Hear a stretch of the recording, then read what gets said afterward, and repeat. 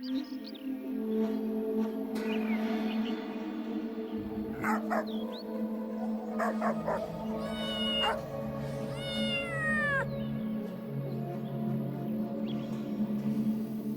కనిపించే ఊరి పేరు చండీపురం. ఊరు మధ్యలో ఉన్న పాడుబడ్డ నుయ్యపైన ఎప్పుడూ తాళం వేసి ఉంటుంది. 3 తరాల క్రితం వరకు ఊరిలో వాళ్ళందరూ ఆ నుయ్యని మంచినీళ్ల కోసం వాడేవాళ్లు.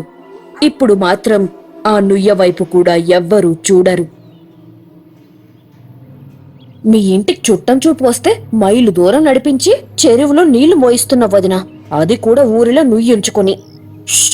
అది నుయ్య కాదు. ఆ నుయ్య కోసం మాట్లాడకూడదు. దానివైపు చూడకుండా పద. మాకేమైనా సరదానా ఊరి చివరి చెరువుకెళ్ళి నీళ్లు తెచ్చుకోవడం? ఆ నుయ్యలో నీళ్లు తాగితే చస్తాం. ఇదెక్కడ విడ్డూరం వదినా? నుయ్యలో నీళ్లు తాగితే చస్తావా? ఆ నుయ్యలో విషం ఉందా? విషం కాదు, బంగారం ఉంది. బంగారమా? నన్ను బంధ విముక్తుణ్ణి చెయ్యి.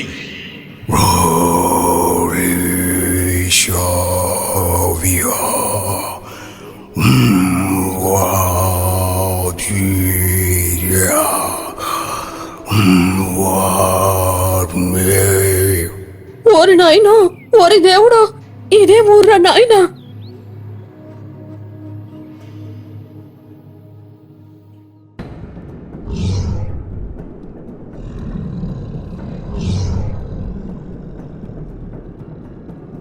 కొన్నాళ్ళకి ఒకరోజు నన్ను బంధ విముక్తుణ్ణి చెయ్యి.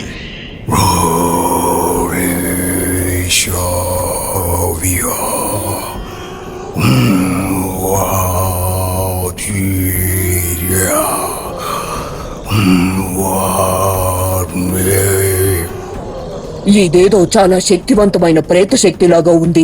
నన్ను ఆవహించడానికి ప్రయత్నిస్తుంది. పాతాళ కిరీటం ఉన్న నన్నే ఆవాహించాలని ప్రయత్నిస్తుందంటే ఇది మామూలు శక్తి కాదు. తప్పక దీని సంగతేంటో తెలుసుకోవాలి అని అనుకుంటూ తన బానిస ప్రేతాన్ని ఆ ఊరిలో దిగమని సైగ చేసింది. చండీపురం పొలిమేరలో ఒక విచిత్రమైన సమాధి ఉంది. దానిని అగమ్యకుండ అని పిలుస్తారు. ఆ సమాధిలో నుండి ఎప్పుడూ భయంకరమైన గుసగుసలు వినిపిస్తూ ఉంటాయి. నన్ను ఈ సమాధిలో నుండి బయటికి విడుదల చెయ్యి, విడుదల చెయ్యి, విడుదల చెయ్యి. అమ్మో, వీడిని కాలసూత్ర బంధనం అనే తంత్రంతో బంధించారు. నిన్ను విడుదల చెయ్యాలంటే నాకు నువ్వు ఒక సహాయం చేస్తానని మాటివ్వాలి. నీకు మాటిస్తున్నా, నువ్వు అడిగింది నేను చేస్తాను. నన్ను ఈ సమాధిలో నుండి త్వరగా విడుదల చెయ్యి.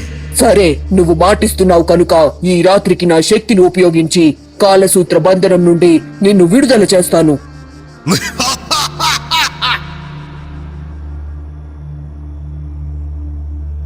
చీకటి పడ్డాక ఆస్త్రిక తంత్రం ప్రయోగించి భయంకరమైన ఆస్త్రిక పుర్రె ముగ్గుని అగమ్యకుండి చుట్టూ వేసి కారణాశబారా కానాశబ మాధవాజలాకార మాధవ సాధమాయ శాంత జలకన వీరదారభూత సాధమాయ.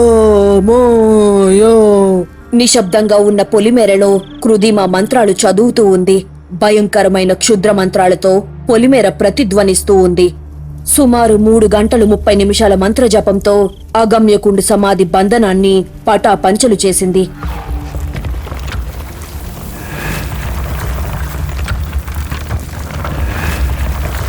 ఆ సమాధిలో బంధించబడ్డ తాంత్రికుడు ఆత్మరూపం నుంచి బయటపడ్డాడు. ఎన్నో సంవత్సరాలుగా ఈ చీకటిలో పగతో రగిలిపోతున్నా నన్ను బయటకు తీసుకువచ్చినందుకు నీకు కృతజ్ఞతలు. నీ కృతజ్ఞతలు కుడుతులో ఎలకలు నాకెందుకురా? నువ్వు నాకు మాటిచ్చినట్టు నేనడిగింది చెయ్యు చాలు.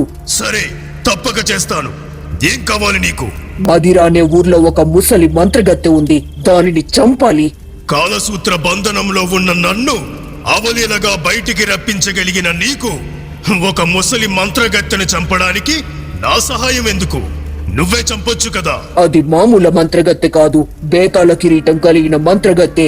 దాని చుట్టూ దానిని కాపాడడానికి ఎల్లవేళలా దాని బృందంలో వాళ్ళు వెన్నంటే ఉంటారు. నేను ఎన్నో మార్లు దానిని చంపడానికి ప్రయత్నించి విఫలమయ్యాను. అందుకే నిన్ను చంపమంటున్నాను. బేతాళ కిరీటం పొందిన మంత్రగత్తె అయినా నీకు మాటిచ్చాను కనుక తప్పక ముసలి మంత్రగత్తెనే చంపుతాను. లేదంటే దాని బృందంలో ఎవరో ఒకరిని చంపి నా మాట నిలబెట్టుకుంటాను. కానీ నాకున్న శాపం వల్ల నేను ఈ ఊరి చుట్టూ ఉన్న పొలిమేర దాటి వెళ్ళలేను.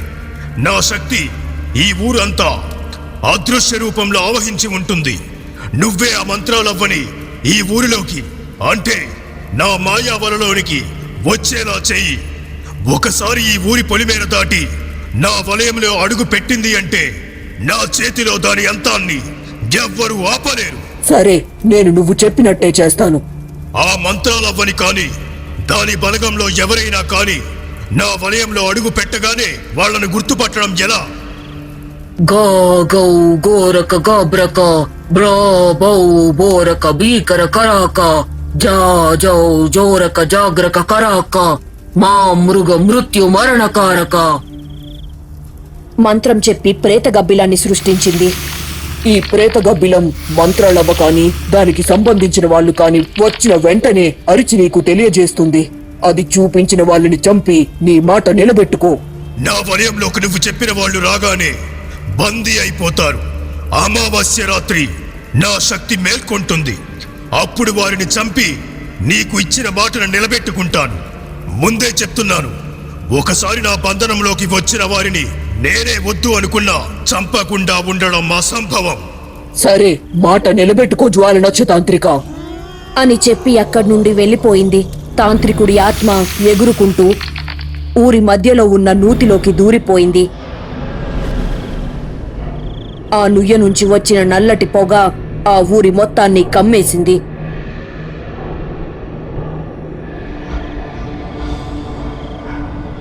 ఆ రోజు నుండి చండీపురం ఊరు మొత్తం పట్ట పగలు కూడా చీకటిగానే ఉంటుంది. ఆ ఊర్లోకి ఎవరు అడుగుపెట్టినా జ్వాలనాక్ష తాంత్రికుడి మాయావలయం దాటి బయటకు వెళ్ళలేకపోయేవారు.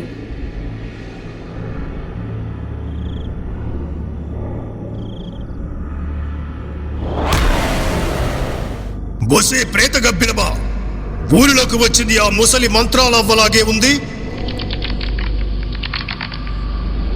కాదు, ఆ ముసలిది మంత్రాలవ్వ కాదు. రోజులు గడిచిపోతూ ఉన్నాయి. ఊర్లో వాళ్ళు బయటకు వెళ్ళలేక బయట వాళ్ళు ఆ ఊర్లోకి వచ్చి ఆ మాయా వలయంలో బందీ అయిపోయేవారు. ఆ ఊరు వాళ్ళు ఎండని చూసి చాలా కాలం అయిపోయింది. ఎప్పుడు చూసిన ఉరుములు భయంకరంగా ఉరుముతూ నల్లటి మేఘం ఊరిని కమ్మేయడంతో పంటలు కూడా సరిగ్గా పండక ప్రజలు అరకొర తిండితో బాధపడుతున్నారు. దీనికి తోడు రాత్రుళ్ళు నూతిలో నుండి భయంకరమైన ఘోష వినిపిస్తూ ఉండడంతో ప్రజలందరూ ప్రాణాలను గుప్పెట్లో పెట్టుకుని బ్రతుకుతూ ఉన్నారు. వాళ్ళందరి బాధ చూసి గ్రామ పెద్ద ఈ సమస్యకు ఎలాగైనా పరిష్కారం వెతకాలని ఎదురు చూస్తూ ఉన్నాడు. ఆ రోజు అమావాస్య. ఉన్నట్టుండి ఊరి మీద ఉన్న కారు మబ్బులు మాయమైపోయాయి. ఇదే సరైన సమయం అనుకుని ఊరి పెద్ద వెనుక ముందు ఆలోచించకుండా పరుగున వెళ్లి పొలిమేరలో చూస్తే ఆ మాయా వలయం లేదు. అదే అదునుగా చూసుకుని పరుగున పొలిమేర దాటేశాడు. అడుగు బయటపడగానే ఒళ్లంతా మంటలతో బగాబగా మండి క్షణాల్లో బూడిదైపోయాడు. ఎముకలు తప్ప శరీరమంతా భస్మమైపోయింది. చీకటి పడింది. ఊరంతా నిశ్శబ్దంగా ఉంది. నుయ్యలో నుండి తాంత్రికుడు రూపం పాకుతూ వెళ్లి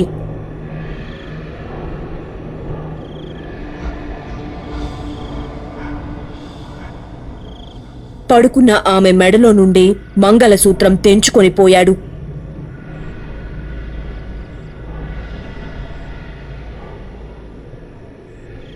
మరుసటి రోజు ఆ అమ్మాయి భర్త ఉన్నట్టుండి రక్తం కక్కుకొని చనిపోయాడు. అది తెలిసి ఆ ఊరిలోకెల్లా ముసలివాడైన గిరినాథ్ తాత చాలా బాధపడ్డాడు. ఊరి కోసం తను చచ్చినా పర్వాలేదని తరతరాలుగా వాళ్ల వంశాన్ని కాపాడుతున్న అగ్నిశూలాన్ని తీసుకుని ఊరిలోకి వెళ్లి ఊరి మధ్యలో ఉండే బొడ్డురాయి మండపంలో దాన్ని గుచ్చి, తామసిక వంశ పూర్వీకుల్లారా, ఎంతకు మించి నాకు వేరే గత్యంతరం కనిపించలేదు. తరతరాలుగా మన వంశాన్ని కాపాడుతున్న అగ్నిశూలం ఇప్పుడు ఈ ఊరిని కూడా కాపాడాలి. నా బలితో ఈ ఊరిని పట్టి పీడిస్తున్న ఏదో ప్రేత శక్తి నుంచి మమ్మల్ని కాపాడండి అని ఆ గిరినాథ్ తాత తనని తాను బలిచ్చుకుని అక్కడే చనిపోయాడు. తన చావుతో ఆ రోజు నుండి ఆ ఊరికి కాస్త ఉపశమనం లభించింది. నల్లటి మేఘాలు మాయమైపోయాయి. చాలా రోజుల తరువాత మళ్ళీ ఊరు వాళ్ళందరూ చందమామను చూడగలిగారు.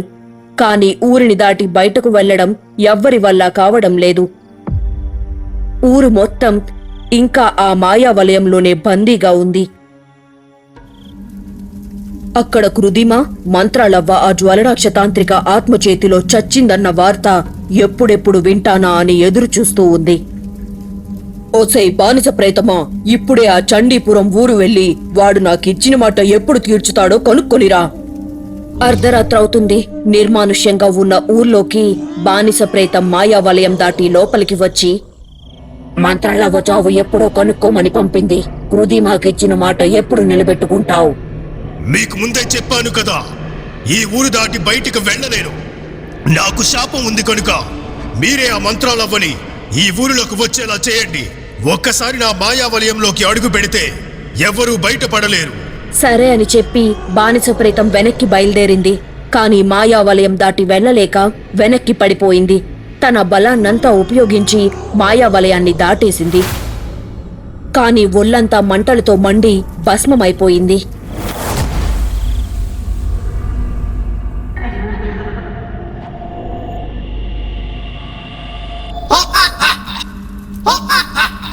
నీ బానిస ప్రయత్నం భస్మమైపోయింది కృదిమా. భస్మమైపోతే ఏంటి? దాన్ని ఆత్మతో మళ్ళీ దానికి రూపాన్ని రప్పిస్తాను. గా గౌ గోరక గాబ్రక బ్రా బౌ బోరక బీకర కరాక జా జౌ జోరక జాగ్రక కరాక మా మృగ మృత్యు మరణకారక అని మంత్రం చెప్పగానే బానిస ప్రేతం తిరిగి మళ్ళీ ఉద్భవించింది. వెంటనే కృదిమ దగ్గరకు వెళ్లి అక్కడ జరిగిందంతా వివరంగా చెప్పి, మనమే మంత్రాలవ్వని ఆ ఊర్లోకి పంపించాలంట కృదిమా. అవునవును, ఆ జ్వలనాక్ష తాంత్రికుడి ఆత్మ ఈ విషయం నాకు అప్పుడే చెప్పాడు. నేను ఆ విషయమే మర్చిపోయాను.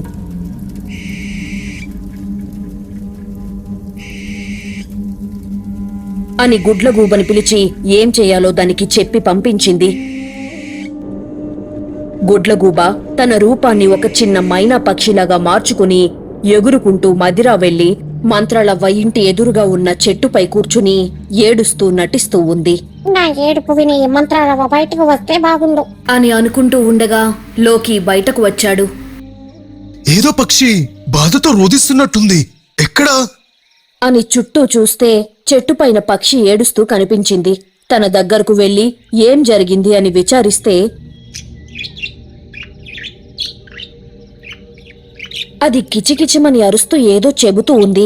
కాని లోకికి ఒక్క ముక్క కూడా అర్థమవ్వడం లేదు. ఆ మైనా అరుపులు ఏమీ అర్థం కాక భూమిని పిల్లిదేయాన్ని పిలిచి చూపించాడు.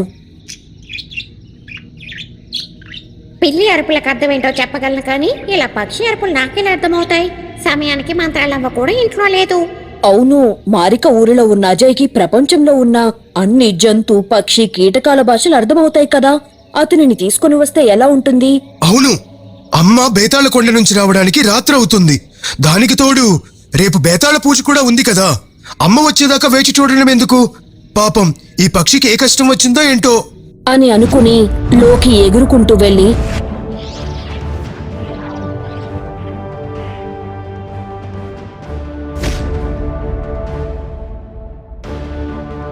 మారికలో ఉన్న అజయ్ని వెంటబెట్టుకుని వచ్చాడు. అజయ్ ఆ మైనా అరుపుల్ని శ్రద్ధగా విని, దీని ఆడతోడైన జంట పక్షి ఇక్కడికి చాలా దూరంలో ఉన్న చండీపురం ఊర్లో ఇరుక్కుపోయిందంట. అది దెయ్యాలూరంట. తన భార్య లేకపోతే తనకి చావే గతని ఏడుస్తూ ఉంది. ఇంతకీ నీ తోడు పక్షి ఆనవాళ్ళేంటి మైనా? ఎక్కడుంది నీ భార్య?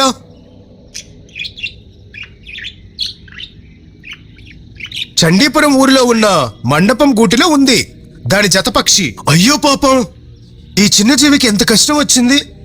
ఇప్పుడే నేను వెళ్ళి దాని భార్య మైనాని తీసుకొని వస్తాను. మర్చిపోయారా? రేపు అమావాస్య. బేతాల పూజకి అత్తయ్య గారికి నల్ల కలవ పువ్వులు తీసుకుని రావడానికి మీరు ద్వీపానికి వెళ్ళాలి. కాబట్టి మీరు అజయ్ని వాళ్ళ ఊర్లో దించి కలువ పువ్వులు తీసుకొని రండి. నేను పిల్లిదేయం చండీపురం వెళ్లి ఆ పక్షిని కాపాడి తీసుకుని వస్తాం. అమ్మ బాబోయ్, నిన్ను ఒంటరిగా పంపడం నా వల్ల కాదు. మర్చిపోయావా? దెయ్యాల సొరంగంలో చిక్కుకొని ఎన్నాళ్ళు నాకు దూరమయ్యావో. ఒక్కసారి అలా జరిగిందని ప్రతిసారి అలానే జరుగుతుందా ఏంటి? అయినా నేనిప్పుడు ఒంటరిగా వెళ్లడం లేదు కదా. నాకు తోడుగా పిల్లిదేయం కూడా వస్తుంది కదా. సరే, జాగ్రత్త. ఏ అవసరం ఉన్నా నన్ను పిలువు. అని చెప్పి లోకి అజయ్ని తీసుకుని వెళ్లిపోయాడు. పిల్లిదయంతో కలిసి భూమి చండీపురం బయలుదేరింది. చీకటి పడగానే అగ్నిశూలంలో నుండి వెలువడ్డ కాంతి నల్లటి మాయా మేఘాలని చెదరగొట్టేసింది.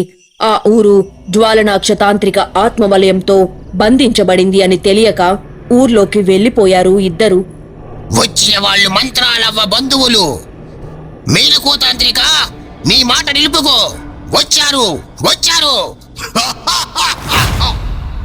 మైనా చెప్పిన మండపంలోకి వచ్చి దాని తోడు అయిన ఆడమైనా కోసం వెతుకుతూ ఉన్నారు. కాని ఎక్కడా ఆ పక్షి కనిపించలేదు.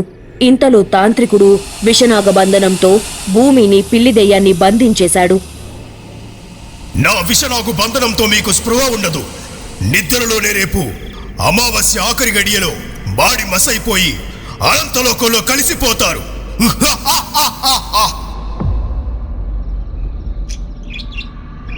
గుడ్లగూబమైన రూపంలో మళ్లీ మంత్రాలవ్వ ఇంటి ముందు చెట్టుపైన వాలి నిఘా పెట్టింది. పొట్టిదెయ్యం బల్లిదెయ్యం మాటల ద్వారా తెలిసింది చండీపురం వెళ్ళింది పిల్లిదెయ్యం భూమి అని. మంత్రాలవ్వ గాని లోకి గాని వాళ్ళు పన్నిన ఉచ్చులో పడి చండీపురం ఊరు వెళ్తారనుకుంటే అనుకోకుండా కృదిమ మనవరాలు భూమి వెళ్లడంతో మైనా రూపంలో ఉన్న గుడ్లగూబ ఎగురుకుంటూ చండీపురం వైపు ఎగురుకుంటూ వెళ్ళింది. కాని భూమి ఎక్కడా కనిపించలేదు. ఆ వలయంలోకి వెళితే తిరిగి రానని తెలుసు కనుక ఎగురుకుంటూ పాతాల కొండకు వెళ్లి జరిగిందంతా కృదిమాకి చెప్పింది. ఏంటి, నేను పన్నిన వలలో నా సొంత మనవరాలే చిక్కుకుందా? ఇప్పుడు ఎలా? పద, ఎలా అయినా నా మనవరాల్ని కాపాడుకోవాలి. మనవరాల మీద ప్రేమతో నువ్వు ఆ తాంత్రికుడు ఆత్మ చెప్పింది మర్చిపోయావా కృదిమా? తన వలలో చిక్కుకున్నాక ఎవరైనా సరే అమావాస్య రాత్రికి చావలసిందే. అవును, ఇప్పుడు ఏం చేసేది? నేను ఇప్పుడే పాతాళుణ్ణి ప్రసన్నం చేసుకుని నా మనవరాల్ని కాపాడుకునే మార్గం తెలుసుకుంటాను అని పాతాళ తంత్రం చేసి పాతాళుణ్ణి ప్రసన్నం చేసుకుంది. పాతాళుడికి జరిగిందంతా చెప్పి మనవరాల్ని కాపాడమని కోరింది. కృదిమా, ఆ తాంత్రికుడు చాలా శక్తివంతమైన మృత్యురేఖ శక్తి పొందినవాడు. వాడిని చంపలేక ఎన్నో సంవత్సరాల క్రితమే వాడి దేహాన్ని ఖండనం చేసి బంధించారు. కాబట్టి వాడిని అంతమొందించి భూమిని కాపాడుకోవడం కష్టం. ఒకసారి నేను ఆ తాంత్రికుణ్ణి కలిసే ప్రయత్నం చేస్తాను పాతాళ. అంత సమయం లేదు కృదిమా. వాడితో మాట్లాడడానికి నీకు ఒక్కసారి మాత్రమే పనిచేసే అకోలా దర్పణాన్నిస్తున్నా. గా గౌ గోరక గాబ్రక బ్రా బౌ బోరక భీకర కరాక జా జౌ జోరక జాగ్రక కరాక మా మృగ మృత్యు మరణకారక. పాతాళుడు ఇచ్చిన అకోల దర్పణంలో నుంచి తాంత్రికుడు ఆత్మని పిలిచింది. తన మనవరాల్ని ఏమీ చెయ్యవద్దని, కావాలంటే తన మనవరాలతో పాటు వచ్చిన పిల్లి దెయ్యాన్ని చంపుకోమని ప్రాధేయపడింది. బాలస్యమైపోయింది కృదిమా. నా బంధంలో నీ మనవరాలు చిక్కుకోవడం నా పొరపాటు కాదు. నీకు ఇచ్చిన మాట ప్రకారం మంత్రాలవ్వకి సంబంధించిన వాళ్ళని చంపడమే నా మాట. నీ మనవరాల పైన ప్రయోగం మొదలైంది. ఈ రోజు అమావాస్య రాత్రి ఆఖరి ఘడియల్లో కల్లా నీ మనవరాలు చస్తుంది. దయచేసి నా మనవరాల్ని వదిలేసి తనతో వచ్చిన పిల్లిదయ్యాన్ని చంపు. అది కూడా ఆ మంత్రాలవ్వ జట్టులో ఒకరిది. దెయ్యం అంటేనే ఒకసారి చచ్చింది, దానిని మళ్ళీ ఎలా చంపేది? పాతాళ కిరీటం కలిగిన నీ మనవరాల్ని చంపితే నా శక్తి రెట్టింపు అవుతుంది అని చెప్పి మాయమైపోయాడు. కృదిమా వెంటనే బయలుదేరి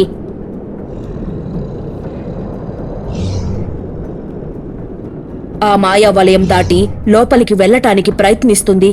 కాని అమావాస్య గడియలు మొదలవ్వడం వల్ల కృదిమా శక్తి అదృశ్య వలయం దాటి లోపలికి వెళ్లలేకపోతుంది. తాంత్రికుణ్ణి బంధనం నుండి విడిపించడానికి వాడిన తంత్రాన్ని ప్రయోగిస్తే ఏమన్నా లాభం ఉంటుందేమో. దానివల్ల ఏం లాభం లేదు. నాకు నా మనవరాల్ని కాపాడుకునే మార్గం కనిపించడం లేదు.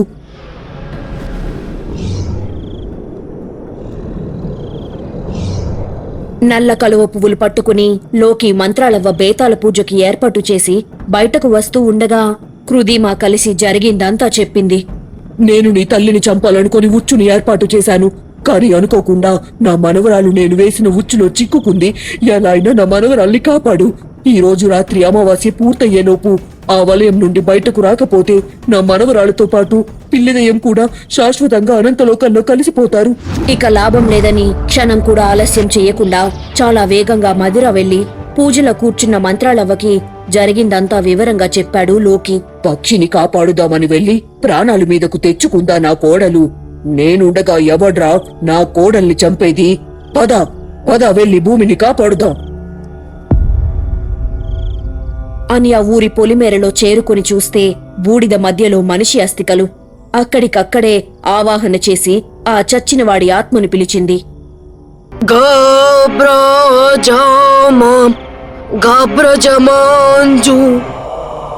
ఎవరు నువ్వు?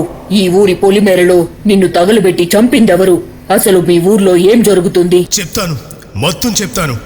మా పూర్వీకులు చేసిన తప్పుకి ఇప్పటికీ మా ఊరి ప్రజలు బలవుతున్నారు. చాలా సంవత్సరాల క్రితం మా ముత్తాత గారు ఈ ఊరి గ్రామ పెద్ద.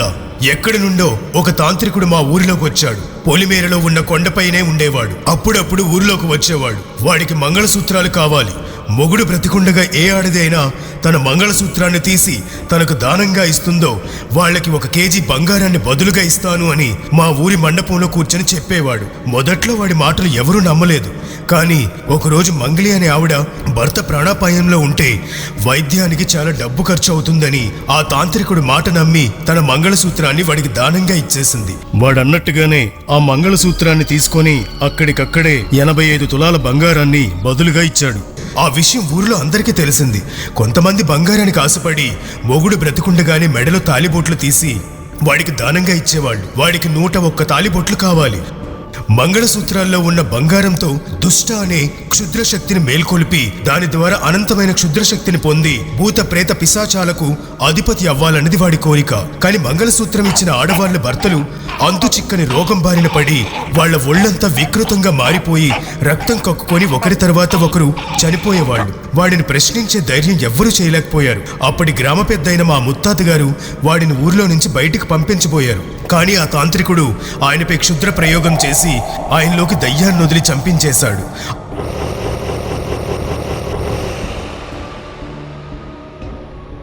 ఆ తాంత్రికుడిని ఊర్లో వాళ్ళు ఏమీ చేయలేకపోయారు. వాడప్పటికే 101 మంగళసూత్రాలని సంపాదించేశాడు. వాళ్ళు చేసిన తప్పుకి బాధపడడం తప్ప ఏమీ చెయ్యలేక సహాయం కోసం ఎదురు చూస్తూ ఉన్న సమయంలో హిమాలయాల నుండి మా ఊరి మీదుగా వెళుతున్న అగ్ని మహర్షికి తాంత్రికుడి వల్ల ఊరు వాళ్ళు పడుతున్న ఇబ్బంది అంతా తెలుసుకొని వాడు దానంగా బంగారు తాలిబొట్టు తీసుకుని వారిని పిలిచి వాడికి మంగళసూత్రం ఇచ్చి కూడా ఇంకా ఎంతమంది భర్తలు బ్రతికున్నారు? 11 మంది ఇంకా బ్రతికే ఉన్నారు స్వామి. అయితే ఆ మంగళసూత్రాలని ఇంకా వాడు క్షుద్ర క్రియకి ఉపయోగించలేదన్నమాట అని చెప్పి పసుపు కొమ్ముతో చేసిన తాలిబొట్లని ఆ 11 మంది భర్తలతో వారి వారి భార్యల మెడలో కట్టించి ఊరి మధ్యలో పసుపు కొమ్ములతో తయారు చేసిన అమరదేవి విగ్రహం ప్రతిష్ఠించి పసుపు కొమ్ము తాళిగా కట్టడం వలన మీ భర్తలకి ఏమీ కాదు, మీరు దానంగా ఇచ్చిన తాలిబొట్లకి మాంగళ్య బలం పోయింది. కాలసూత్ర తంత్రం చేసి ఆ తాంత్రికుడు చేస్తున్న క్షుద్ర తంత్రాన్ని అడ్డుకొని ఆ దుష్ట విగ్రహాన్ని తయారు చేయకుండా మధ్యలోనే అడ్డుకున్నారు. తాంత్రికుడు దానంగా తీసుకున్న చివరి 11 మంగళసూత్రాలలో బంగారం వాడు చూస్తుండగానే నల్లగా మారిపోయింది. విగ్రహాన్ని మోస్తున్న చెయ్యి విరిగి నేలపైన పడిపోయి వాడి చెయ్యి దుష్ట విగ్రహాన్ని మోస్తున్న చెయ్యి అయ్యింది.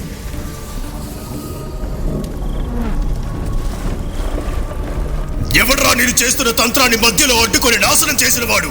వాడి అంతు చూస్తా అని కొండ దిగిన తాంత్రికుడు తన శక్తితో బ్రతుకుండగానే బంధించేశాడు.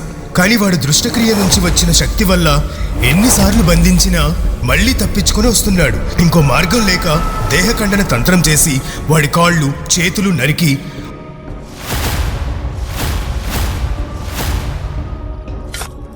ఊరి చివర పొలిమేర ముందు కుండలో విడివిడిగా దేహం మొత్తం పాతిపెట్టేశారు.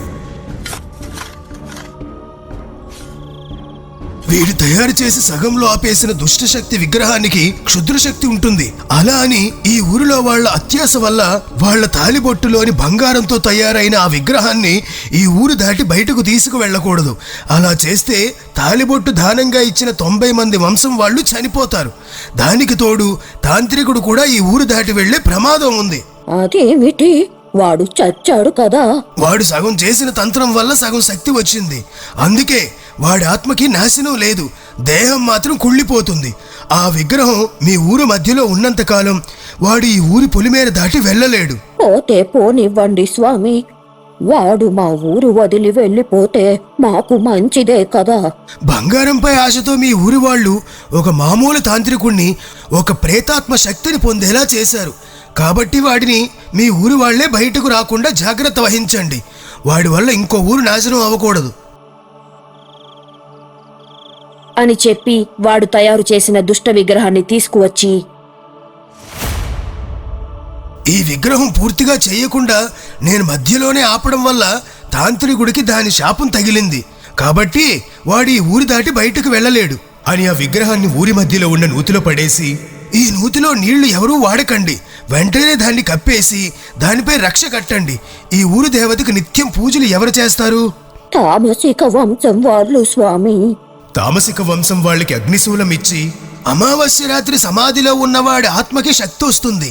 దానికి మీ వంశంలో వాళ్ళు అమావాస్య రాత్రి ఒంటరిగా వాడి సమాధి దగ్గరికి వెళ్ళి కర్పూర దీపం వెలిగించి అది ఆరిపోయాక వెనక్కి చూడకుండా వచ్చేయాలి.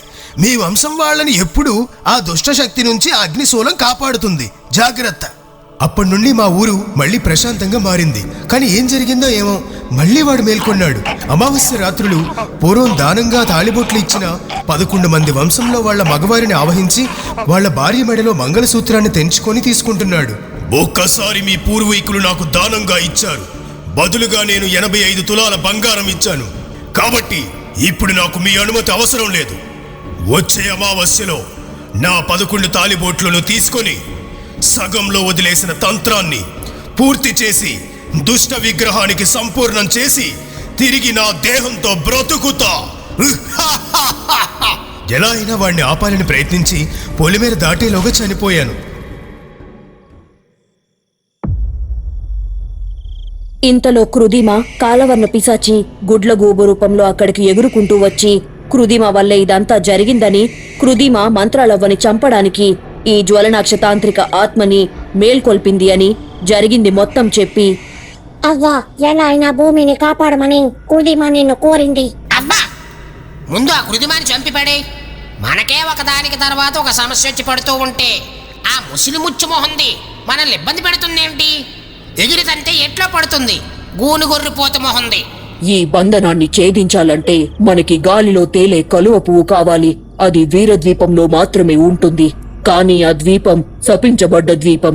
భయంకరంగా ఉండే కల్పసిక పిశాచులు కాపలా కాస్తూ ఉంటాయి. ఆ ద్వీపంలో ఒక్కసారి అడుగు పెడితే బయటకు రావడం అసాధ్యం. భూమి కోసం అసాధ్యాన్ని సుసాధ్యం చేస్తా అమ్మా.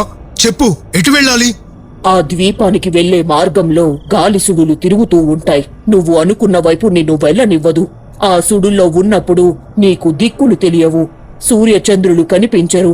మనకున్న తక్కువ సమయంలో ఆ ద్వీపానికి వెళ్లి సుడుల మధ్య చిక్కుకుంటే నువ్వు ఇక్కడికి చేరుకునేటప్పటికి కొన్ని నెలలు పట్టవచ్చు అని చెప్పి మంత్రలవ్వ జమరిని పిలిచింది. జమరి, మనమిద్దరం కలిసి బేతాళ జపం చేసి షహంశ్రా శక్తిని మేల్కొల్పాలి అని ఇద్దరూ కలిసి బేతాళ జపం మొదలుపెట్టారు.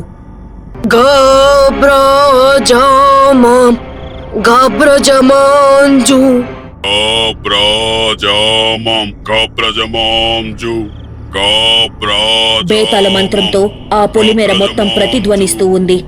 ముగ్గు మధ్యలో ఉన్న కపాలం నుండి షహంశ్రా శక్తి ఉద్భవించింది. నేను ఆవహించడానికి దేహం కావాలి. దేహం కాదు, ఆత్మనిస్తున్నాను. మా పొట్టి దయ్యాన్ని ఆవహించు. పొట్టి దెయ్యంలోకి షహంశ్రా శక్తి ప్రవేశించగానే ఒక విచిత్రమైన ఎగిరే రథంలాగా తయారయ్యింది పొట్టి దెయ్యం. దానిపైన దిక్సూచిలాగా షహంశ్రా పుర్రె రూపంలో ఉంది. లోకి దీని వేగం శబ్దం కన్నా 2 ఎక్కువ. రథం పైన ఉన్న షహంశ్రా పుర్రె ఎప్పుడూ తూర్పు వైపే దాని ముక్కు చూపిస్తూ ఉంటుంది. కాబట్టి సుడులు నిన్ను దారి మళ్లించినా నువ్వు తూర్పు వైపు మాత్రమే ప్రయాణించు. అప్పుడే నువ్వు ద్వీపాన్ని చేరుకోగలవు. వెళ్ళిరా.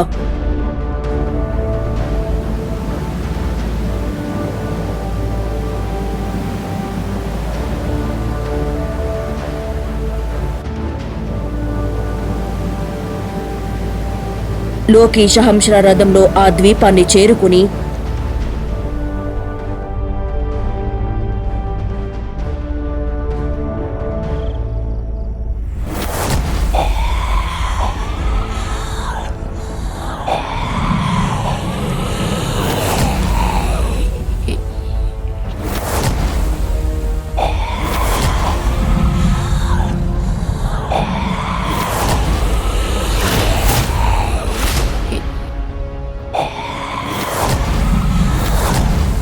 తన శక్తినంతా ఉపయోగించి ఆ ద్వీపంలో ఉండే కాపలా దెయ్యాలతో పోరాడి ఎగిరే కలువ పువ్వుని సాధించాడు.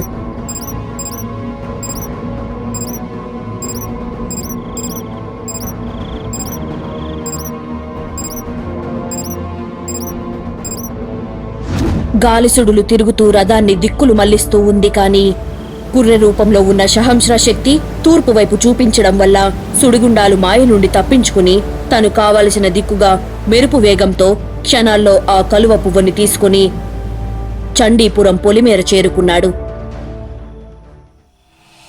ఊరి లోపల భూమిని చుట్టేసిన జ్వలనాక్ష తాంత్రిక శక్తి అమావాస్య గడియల్లో ముగుస్తుండడంతో భూమి గొంతును పట్టుకుని చుట్టేస్తున్నాయి.